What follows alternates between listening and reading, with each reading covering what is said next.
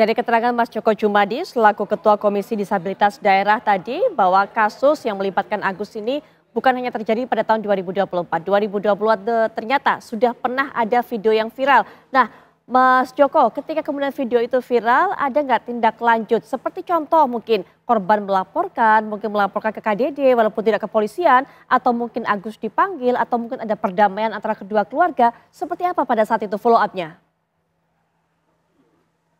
Ya, tahun 2022 itu KDD belum ada ya. Jadi waktu itu memang laporannya salah satunya ke teman-teman dinas sosial, kemudian ke lembaga perlindungan anak. Nah, waktu itu memang kemudian tadi juga akhirnya kemudian kami ketemu juga dengan orang tua dari si anak, itu diselesaikan secara kekeluargaan sehingga kemudian selesai, sudah tidak ada lagi persoalan. Dan anak sama si Agus sudah berpisah dan kemudian akhirnya anak putus sekolah. Nah, itu yang terjadi di tahun 2022 dan ini juga akhirnya membuka kembali di kasus ini, kemudian membuka kembali kasus-kasus lama yang pernah terjadi yang dilakukan oleh saudara Agus ini. Baik, tapi itu Mbak Putri. Iya, Mas Joko, pada tahun 2022 itu apakah kemudian juga modusnya sama? Artinya si anak ini juga merupakan orang yang baru dikenal, kemudian langsung dibawa ke suatu tempat untuk dilakukan hal-hal ataupun juga pelecehan seksual. Apakah seperti itu? Modusnya sama atau memang mereka sudah lama mengenal? Beda, kalau yang untuk anak dari sekarang yang 2022 dan termasuk juga ada satu anak yang di tahun 2024 itu modusnya pacaran. Ini yang juga terungkap di laporan yang diterima KDD saat sekarang ini. Jadi dari 3 anak itu salah satunya, duanya itu adalah pacaran, yang satunya modusnya sama dengan yang orang dewasa. Baik, baik. Mas Joko, total ada berapa orang yang sudah melaporkan diri ke KDD ini? Sebagai korban tentunya. Jadi secara total dengan korban yang ada sebelumnya 3, kemudian ditambah dengan 10 setelah viral ini ada tambahan 10 korban lagi yang kemudian bercerita kepada KDD, berkeluh kesah kepada KDD.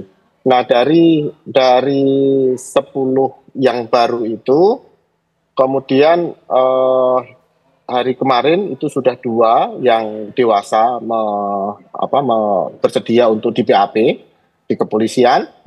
Hari ini ada 1 korban juga di anak yang di BAP di kepolisian.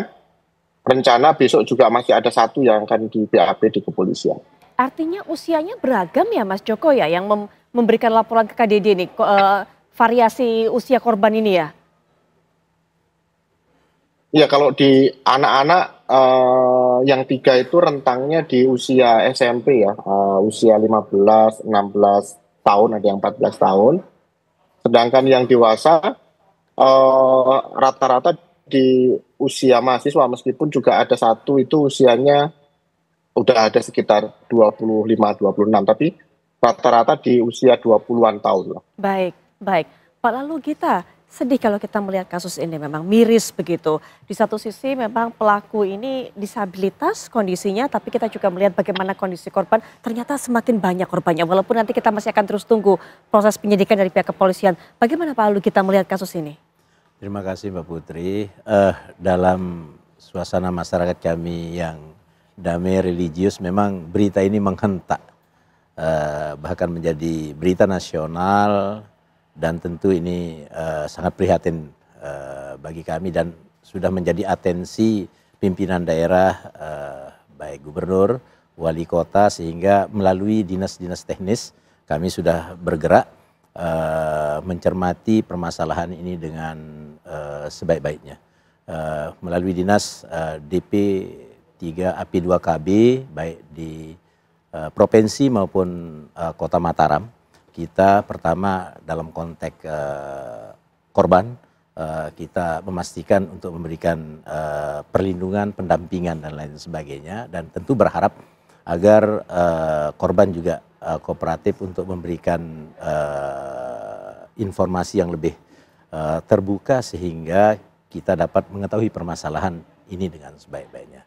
Apapun hasilnya nanti di akhir cerita, pada saat ini tentu kami dari pemerintah berada pada posisi harus bersimpati, empati korban maupun pelaku yang tanda kutip adalah disabilitas tersebut.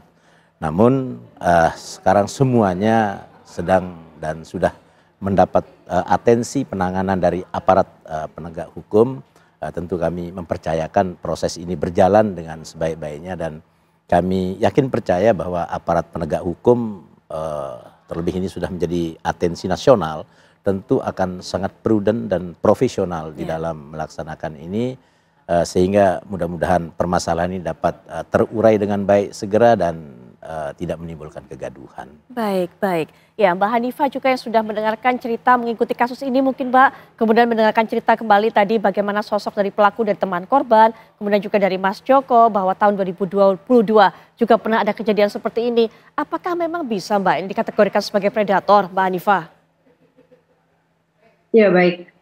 Terima kasih Mbak Putri. Jadi kalau saya menyoroti sih ini bukan hanyalah masalah perkosaan, tapi ini masalah kekuasaan gitu ya. Karena yang kita lihat seseorang dengan disabilitas itu kondisi fisiknya ada disabilitas secara fisik, ada disabilitas secara mental. Tetapi kedua hal ini tidak menghalangi mereka melalui tumbuh kembang yang baik dalam hal seksualitas. Kalau kita melihat cerita-cerita dari bapak-bapak yang sudah menyampaikan tadi itu, ada hal-hal secara pribadi atau individu yang mengarah kepada narcissistic personality disorder. Sehingga seseorang yang mengalami kondisi disabilitas itu berusaha menunjukkan powernya untuk menguasai orang lain dan menunjukkan diri. Bahwa dia itu mampu, bahwa dia itu tidak berbeda dengan yang lain, bahkan dia memiliki kekuasaan yang lebih atau pesona yang lebih mungkin dari orang-orang yang normal gitu ya. Sepertinya seperti itu, kondisinya seperti itu.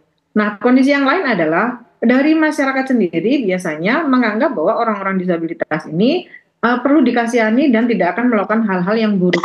Padahal secara hormonal dan secara perkembangan fisik dan pikiran mereka sangat-sangat normal ketika itu hanya mengalami disabilitas fisik.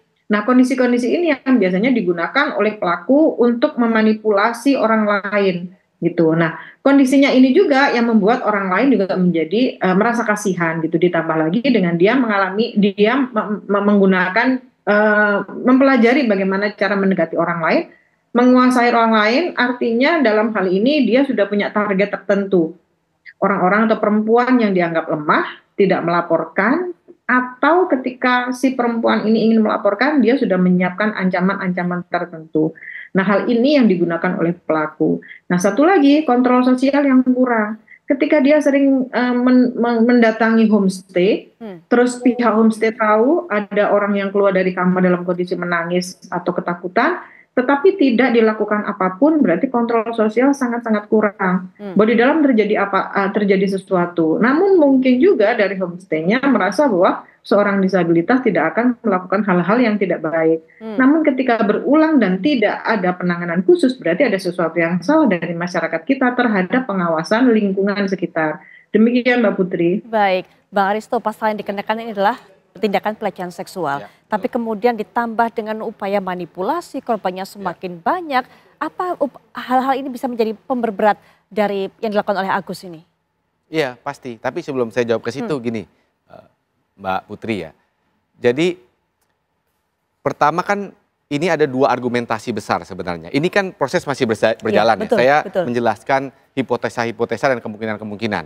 Nah, argumentasi pertama yang pertama-tama muncul adalah Agus ini disabilitas. Oleh karena itu kok rasanya nggak mungkin dia melakukan pelecehan seksual. Karena dia tidak mampu untuk melakukan kekerasan. Karena pikiran pertamanya pelecehan seksual harus ada kekerasan. Ini kan argumentasi pertama yang dibangun, publik kan sempat agak percaya percaya dan banyak yang percaya. Lalu kemudian argumentasi ini kok perlahan-lahan ini mulai diserang dengan kemungkinan yang kedua. Apa itu kemungkinan yang kedua? Tadi yang dijelaskan Mbak kriminologi ya, Mbak Hanifah, ada kata kunci tadi yang kita juga diskusikan sebelumnya, yaitu manipulasi dan kekuasaan. Nah, apa ini dilakukannya bagaimana? Nah, ini dilakukan secara sistematis. Ya, kalau saya lihat ya, ini kemungkinan yang kedua. Pertama, ada manipulasi psikologis, manipulasi pikiran, itu kata kunci yang pertama, sehingga Agus ini kemungkinan bisa menggerakkan orang untuk memenuhi keinginannya. Apa itu keinginannya? yaitu melakukan kegiatan seksual, aktivitas seksual. Itu yang kemarin saya bilang kata kunci kedua, sextortion. Ya, sex extortion. Apa itu? Pemerasan yang ujung-ujungnya meminta untuk layanan seks. Kenapa dia bisa melakukan itu? Karena dengan manipulasi psikologis, manipulasi pikiran, korban ini bisa digerakkan. Walaupun Agus tidak punya kekuatan fisik, misalnya dia tidak punya tangan, tapi dia dengan kekuatan pikiran dia bisa menggerakkan orang. Nah, metode ini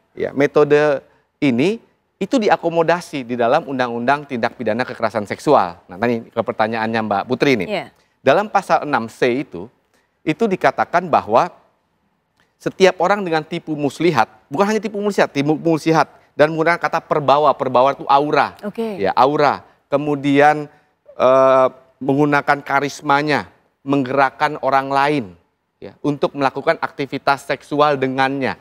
Nah, itu ancaman hukumannya 6 tahun. Dan denda atau denda 300 juta. Nah, apa yang saya mau katakan?